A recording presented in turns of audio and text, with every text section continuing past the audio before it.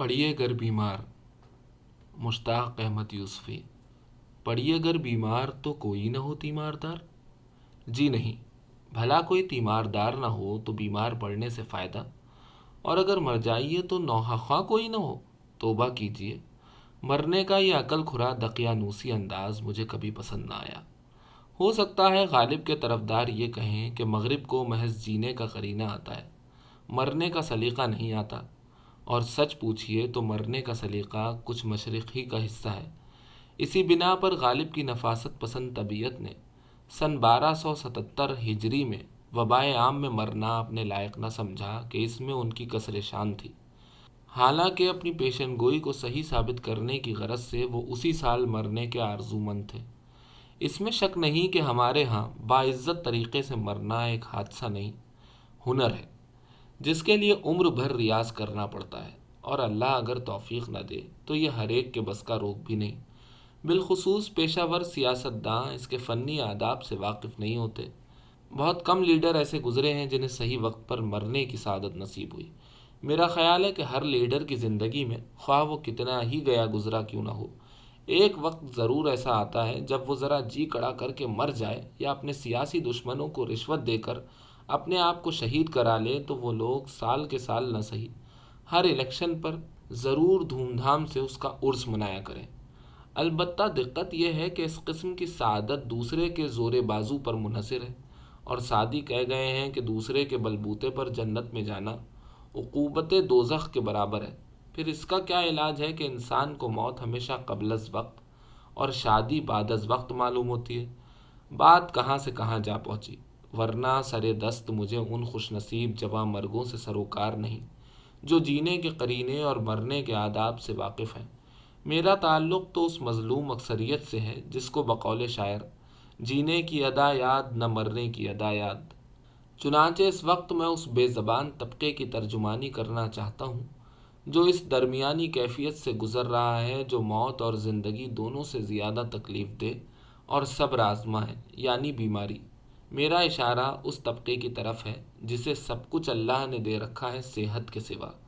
میں اس جسمانی تکلیف سے بالکل نہیں گھبراتا جو لازمہ علالت ہے۔ اسپرین کی صرف ایک گولی یا مارفیا کا ایک انجیکشن اس سے نجات دلانے کے لیے کافی ہے، لیکن اس روحانی اذیت کا کوئی علاج نہیں جو عیادت کرنے والوں سے مسلسل پہنچتی رہتی ہے۔ ایک دائم المرض کی حیثیت سے جو اس درد لادوا کی لذت سے آشنا ہے، میں اس نتیجے پر پہنچا ہوں کہ مارفیا کے انجیکشن مریض کے بجائے مزاج پرسی کرنے والوں کے لگائے جائیں تو مریض کو بہت جلد سکون آ جائے۔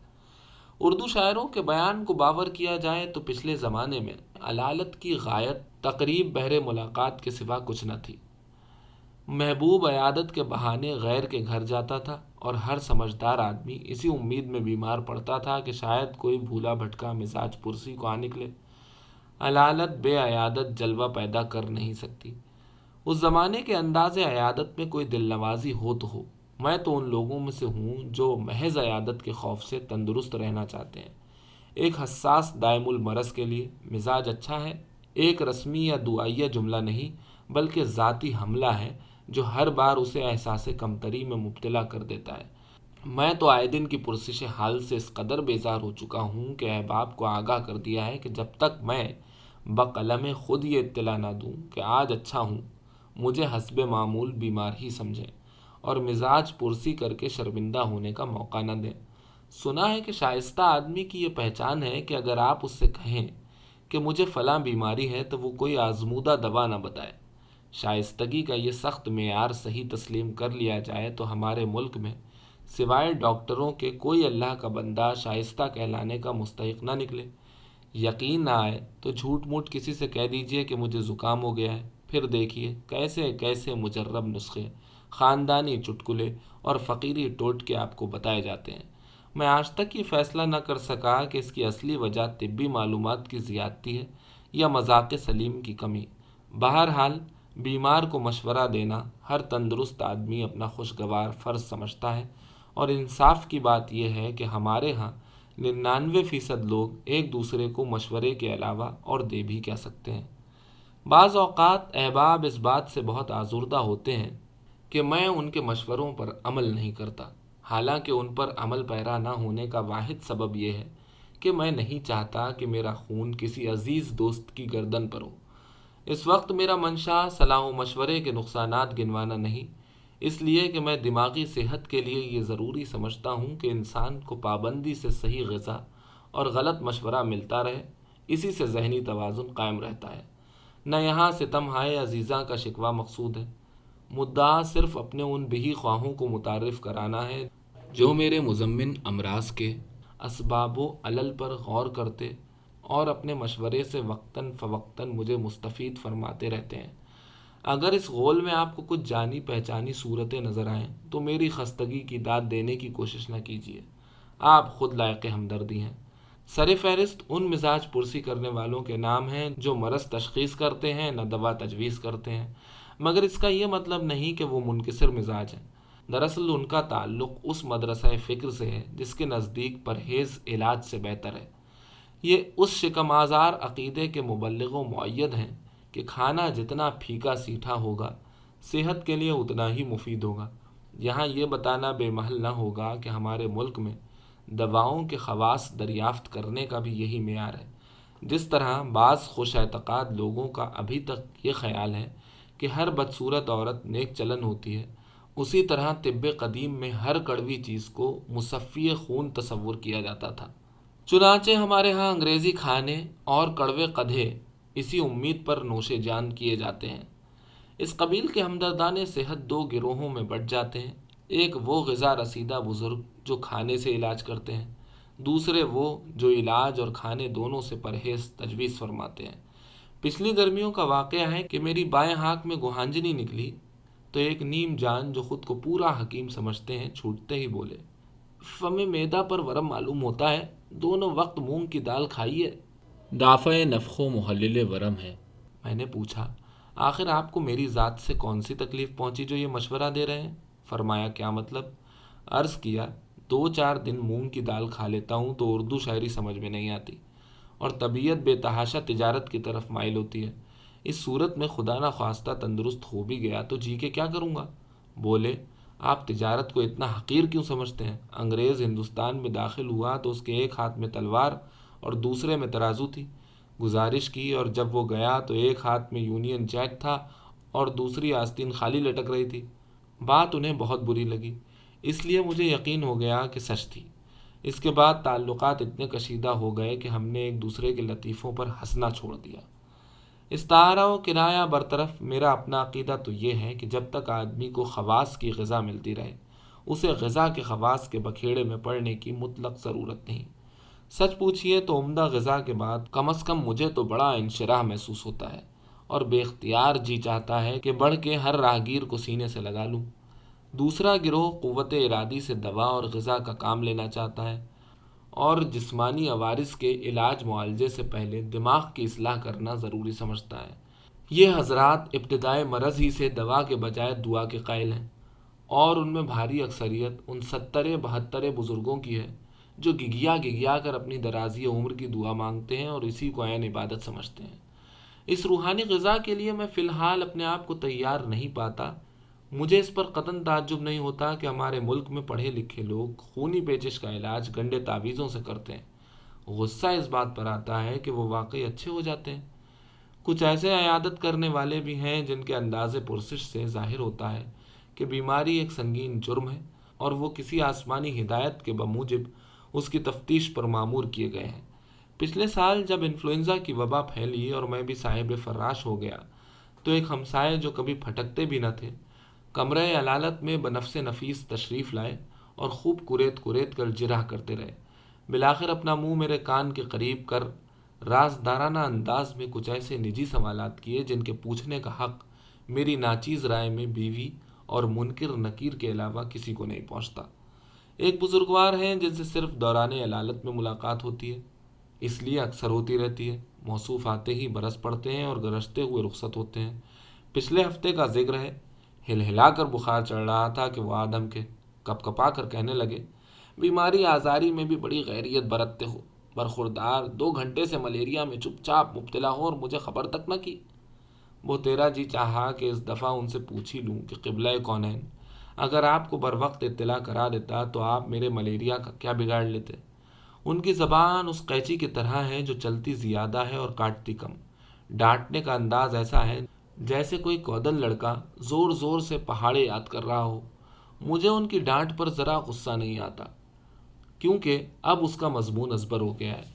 یوں بھی اس کینڈے کے بزرگوں کی نصیحت میں سے ڈانٹ اور داڑھی کو علیحدہ کر دیا جائے، یا بصورت نقص امن ڈانٹ میں سے ڈنک نکال دیا جائے، تو بقیہ بات اگر کوئی چیز باقی رہتی ہے نہایت لغو معلوم ہوگی۔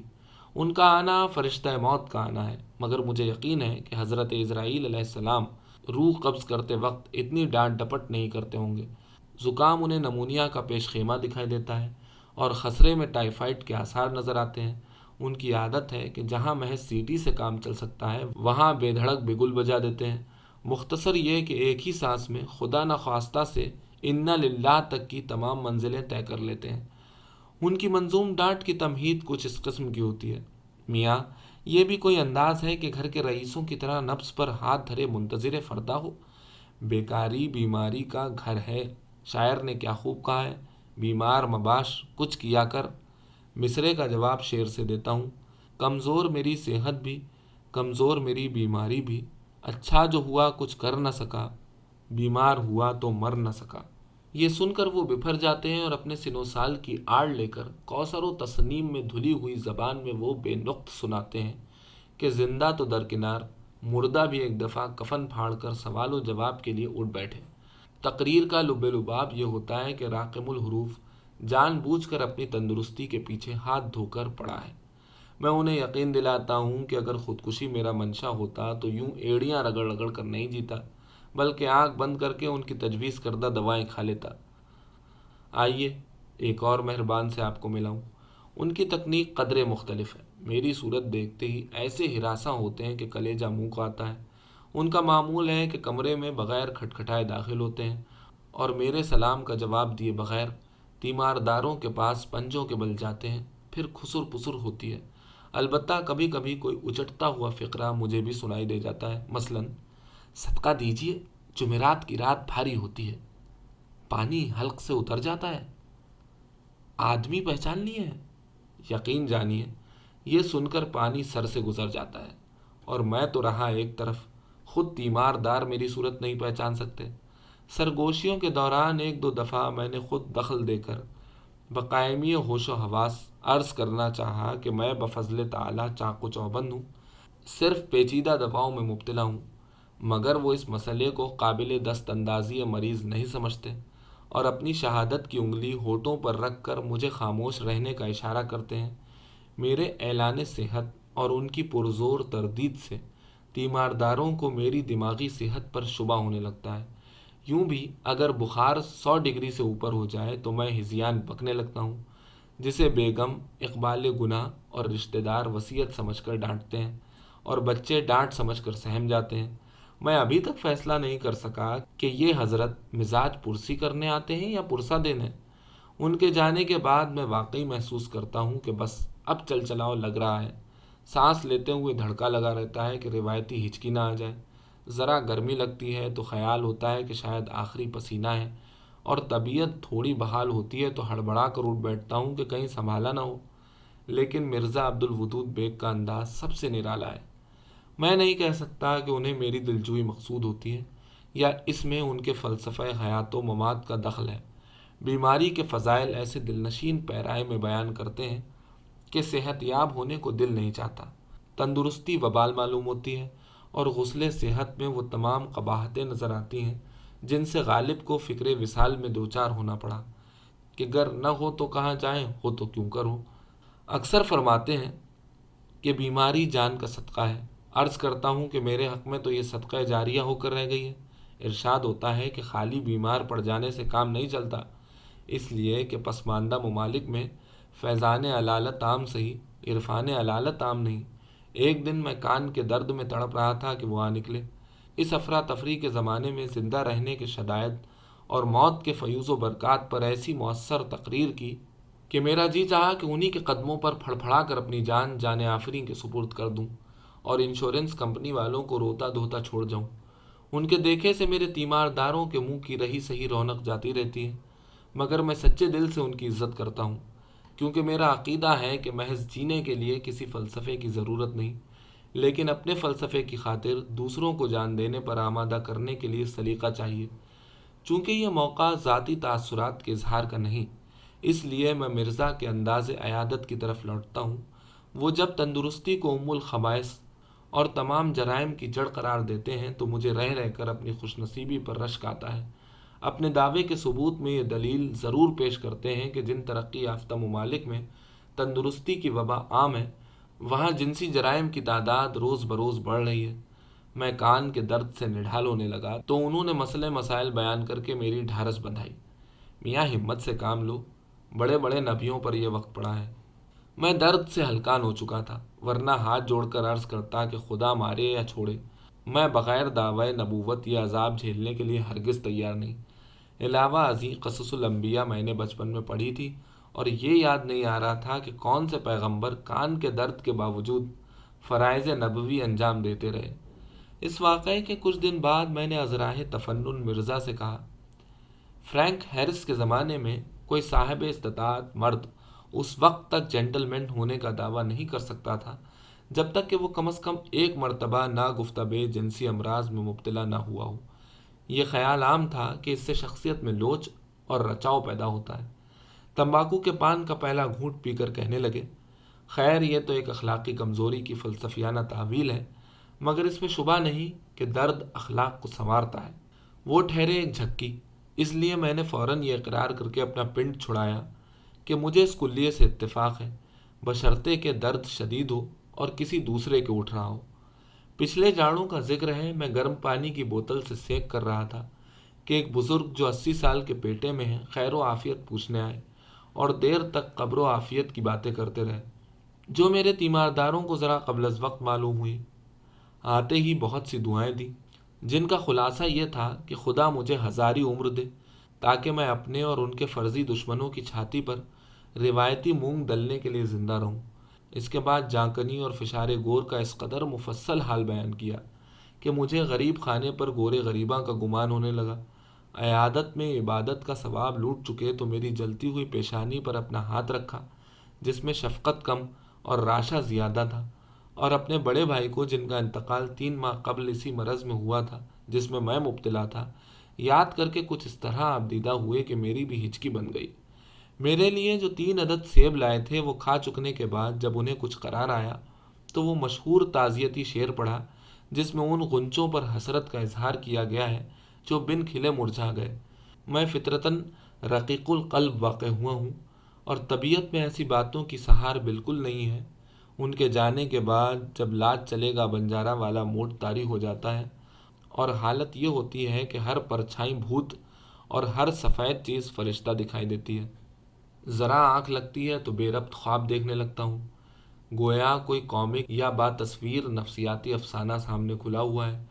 کیا دیکھتا ہوں کہ ڈاکٹر میری لاش پر انجیکشن کی پچکاریوں سے لڑ رہے ہیں اور لہو لہان ہو رہے ہیں، ادھر کچھ مریض اپنی اپنی نرس کو کلوروفارم سنگھا رہے ہیں، ذرا دور ایک لا علاج مریض اپنے ڈاکٹر کو یاسین حفظ کرا رہا ہے، ہر طرف ساگودانے اور مونگ کی دال کی کھچڑی کے ڈھیر لگے ہوئے ہیں، آسمان بنفشی ہو رہا ہے، اور عناب کے درختوں کی چھاؤں میں سنا کی جھاڑیوں کی اوٹ لے کر بہت سے غلمان ایک مولوی کو غذا بالجبر کے طور پر معجونیں کھلا رہے ہیں۔ تحد نظر کافور میں بسے ہوئے کفن ہوا میں لہرا رہے ہیں، جا بجا لوبان سلگ رہا ہے، اور میرا سر سنگ مرمر کی لوح مزار کے نیچے دبا ہوا ہے، اور اس کی ٹھنڈک نس نس میں گھسی جا رہی ہے۔ میرے منہ میں سگریٹ اور ڈاکٹر کے منہ میں تھرمامیٹر ہے۔ آنکھ کھلتی ہے تو کیا دیکھتا ہوں کہ سر پر برف کی تھیلی رکھی ہے، میرے منہ میں تھرمامیٹر ٹھسا ہوا ہے اور ڈاکٹر کے ہونٹوں میں سگریٹ دبا ہے۔ لگے ہاتھوں عیادت کرنے والوں کی ایک اور قسم کا تعارف کرا دوں، یہ حضرات جدید طریقہ کار برتتے اور نفسیات کا ہر اصول داؤں پر لگا دیتے ہیں۔ ہر 5 منٹ بعد پوچھتے ہیں کہ افاقہ ہوا یا نہیں، گویا مریض سے یہ توقع رکھتے ہیں کہ عالم نزا میں بھی ان کی معلومات عامہ میں اضافہ کرنے کی غرض سے رننگ کامنٹری کرتا رہے گا۔ ان کی یہ کوشش ہوتی ہے کہ کسی طرح مریض پر ثابت کر دیں کہ وہ محض انتظاماً بیمار ہے یا وہم میں مبتلا ہے، اور کسی سنگین غلط فہمی کی بنا پر اسپتال پہنچا دیا گیا ہے۔ ان کی مثال اس روزہ خور کی سی ہے جو انتہائی نیک نیتی سے کسی روزے دار کا روزہ لطیفوں سے بہلانا چاہتا ہو، مکالمے کا نمونہ ملاحظہ ہو۔ ملاقاتی: ماشاء اللہ، آج منہ پر بڑی رونق ہے۔ مریض: جی ہاں، آج شیو نہیں کیا ہے۔ ملاقاتی: آواز میں بھی کرارا پن ہے۔ مریض کی بیوی: ڈاکٹر نے صبح سے ساگودانہ بھی بند کر دیا ہے۔ ملاقاتی اپنی بیوی سے مخاطب ہو کر: بیگماں، یہ صحت یاب ہو جائیں تو ذرا انہیں میری پتھری دکھانا جو تم نے 4 سال سے اسپرٹ کی بوتل میں رکھ چھوڑی ہے۔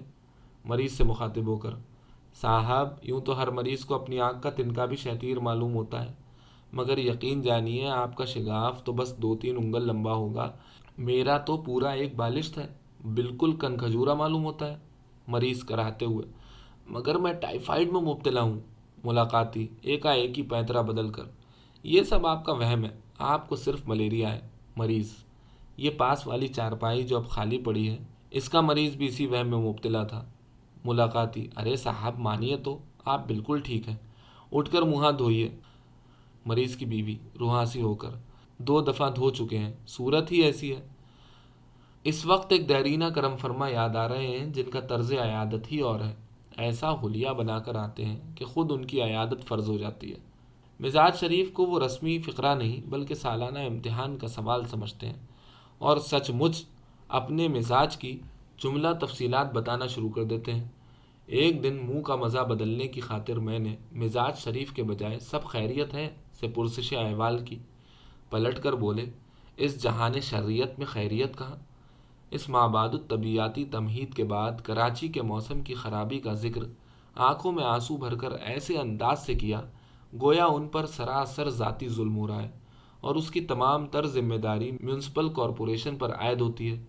آپ نے دیکھا ہوگا کہ بعض عورتیں شاعر کی نصیحت کے مطابق وقت کو پیمانہ امروز و فردا سے نہیں ناپتی بلکہ تاریخ و سن اور واقعات کی ترتیب کا حساب اپنی یادگار زچگیوں سے لگاتی ہیں۔ مذکور الصدر دوست بھی اپنی بیماریوں سے کیلنڈر کا کام لیتے ہیں، مثلاً شہزادی مارگریٹ کی عمر وہ اپنے دمے کے برابر بتاتے ہیں۔ سوئس سے انگریزوں کے نہر بدر کیے جانے کی تاریخ وہی ہے جو ان کا پتا نکالے جانے کی۔ میرا قاعدہ ہے کہ جب وہ اپنی اور جملہ متعلقین کی عدم خیریت کی تفصیلات بتا کر اٹھنے لگتے ہیں تو اطلاعاً اپنی خیریت سے آگاہ کر دیتا ہوں۔ بیمار پڑنے کے سدھا نقصانات ہیں، مگر ایک فائدہ بھی ہے، وہ یہ کہ اس بہانے اپنے بارے میں دوسروں کی رائے معلوم ہو جاتی ہے۔ بہت سی کڑوی کسیلی باتیں جو عام طور سے ہونٹوں پر لرز کر رہ جاتی ہیں، بے شمار دل آزار فقرے جو خوف فساد خلق سے حلق میں اٹک کر رہ جاتے ہیں، اس زمانے میں یار لوگ نصیحت کی آڑ میں ہوش شافی کہہ کر بڑی بے تکلفی سے داغ دیتے ہیں۔ پچھلے سنیچر کی بات ہے، میری عقل داڑھ میں شدید درد تھا کہ ایک روٹھے ہوئے عزیز جن کے مکان پر حال ہی میں قرض کے روپیے سے چھت پڑی تھی، لقا کبوتر کی مانند سینہ تانے آئے اور فرمانے لگے: ہیں آپ بھی ضدی آدمی، لاکھ سمجھایا کہ اپنا ذاتی مکان بنوا لیجیے، مگر آپ کے کان پر جوں نہیں رینگتی۔ تانے کی کاٹ درد کی شدت پر غالب آئی اور میں نے ڈرتے ڈرتے پوچھا: بھائی، میری عقل تو اس وقت کام نہیں کرتی، خدا را آپ ہی بتائیے کیا یہ تکلیف صرف کرایہ داروں کو ہوتی ہے؟ ہنس کر فرمایا: بھلا یہ بھی کوئی پوچھنے کی بات ہے، کرائے کے مکان میں تندرستی کیوں کر ٹھیک رہ سکتی ہے؟ کچھ دن بعد جب انہی حضرت نے میرے گھٹنے کے درد کو بے دودھ کی چائے پینے اور رمی کھیلنے کا شاخسانہ قرار دیا تو بے اختیار ان کا سر پیٹنے کو جی چاہا۔ اب کچھ جگ بیتی بھی سن لیجئے، جھوٹ سچ کا حال خدا جانے، لیکن ایک دوست اپنا تجربہ بیان کرتے ہیں کہ 2 ماہ قبل ان کے گلے میں خراش ہو گئی، جو ان کے نزدیک بدمزہ کھانے اور گھر والوں کے خیال میں سگریٹ کی زیادتی کا نتیجہ تھی۔ شروع میں تو انہیں اپنی بیٹھی ہوئی آواز بہت بھلی معلوم ہوئی، اور کیوں نہ ہوتی، سنتے چلے آئے ہیں کہ بیٹھی ہوئی ہسکی آواز میں بے پناہ جنسی کشش ہوتی ہے۔ خدا کی دین تھی کہ گھر بیٹھے آواز بیٹھ گئی، ورنہ امریکہ میں تو لوگ کوکا کولا کی طرح ڈالر بہاتے ہیں جب کہیں آواز میں مستقل زکام کی سی کیفیت پیدا ہوتی ہے۔ لہٰذا جب ذرا افاقہ محسوس ہوا تو انہوں نے راتوں کو گڑ گڑا کر بلکہ خنخنا کر دعائیں مانگی: بار الہا، تیری شان کریمی کے صدقے یہ سوزش بھلے ہی کم ہو جائے مگر بھرراہٹ یوں ہی قائم رہے۔ لیکن چند دن بعد جب ان کا گلا خالی نل کی طرح بھک بھک کرنے لگا تو انہیں بھی تشویش ہوئی۔ کسی نے کہا: لقمان کا قول ہے کہ پانی پیتے وقت ایک ہاتھ سے ناک بند کر لینے سے گلا کبھی خراب نہیں ہوتا۔ ایک صاحب نے ارشاد فرمایا: سارا فطور پھل نہ کھانے کے سبب ہے، میں تو روزانہ نہار منہ 15 فٹ گنا کھاتا ہوں، معدے اور دانت دونوں صاف رہتے ہیں، اور ثبوت میں انہوں نے اپنے مصنوعی دانت دکھائے جو واقعی بہت صاف تھے۔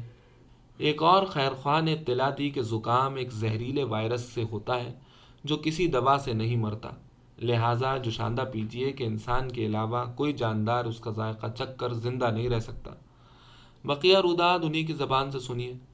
اور جن کرم فرماؤں نے از راہ کسر نفسی دوائیں تجویز نہیں کی، وہ حکیموں اور ڈاکٹروں کے نام اور پتے بتا کر اپنے فرائض منصبی سے سبکدوش ہو گئے۔ کسی نے اصرار کیا کہ آیورویدک علاج کراؤ، بڑی مشکل سے انہیں سمجھایا کہ میں طبعی موت مرنا چاہتا ہوں۔ کسی نے مشورہ دیا کہ حکیم نباز ملت سے رجوع کیجیے، نبض پر انگلی رکھتے ہی مریض کا شجرہ نسب بتا دیتے ہیں، اسی وجہ سے کراچی میں ان کا طبابت ٹھپ ہے۔ قارورے پر نظر ڈالتے ہی مریض کی آمدنی کا اندازہ کر لیتے ہیں۔ آواز اگر ساتھ دیتی تو میں ضرور عرض کرتا کہ ایسے کام کے آدمی کو تو انکم ٹیکس کے محکمے میں ہونا چاہیے۔ غرضے کے جتنے منہ ان سے کہیں زیادہ باتیں، اور تو اور سامنے کے فلیٹ میں رہنے والی اسٹینوگرافر جو چست سویٹر اور جینز پہن کر بقول مرزا عبد الودود بیگ انگریزی کا ایس معلوم ہوتی ہے، وہ بھی مزاج پرسی کو آئی اور کہنے لگی، حکیموں کے چکر میں نہ پڑیے، آنکھ بند کر کے ڈاکٹر دلاور کے پاس جائیے۔ 3 مہینے ہوئے، آواز بنانے کی خاطر میں نے املی کھا کھا کر گلے کا ناس مار لیا تھا۔ میری خوش نصیبی کہیے کہ ایک سہیلی نے ان کا پتہ بتا دیا، اب بہت افاقہ ہے۔ اس کے بیان کی تائید کچھ دن بعد مرزا عبد الودود بیگ نے بھی کی۔ انہوں نے تصدیق کی کہ ڈاکٹر صاحب امریکی طریقے سے علاج کرتے ہیں اور ہر کیس کو بڑی توجہ سے دیکھتے ہیں۔ چنانچہ سینڈل کے علاوہ ہر چیز اتروا کر انہوں نے اسٹینوگرافر کے حلق کا بغور معائنہ کیا۔ علاج سے واقعی کافی افاقہ ہوا، اور وہ اس سلسلے میں ابھی تک پیٹھ پر بنفشی شعاؤں سے سینک کرانے جاتی ہے۔ مجھے یقین ہے کہ اس طریقہ علاج سے ڈاکٹر موصوف کو کافی افاقہ ہوا ہوگا۔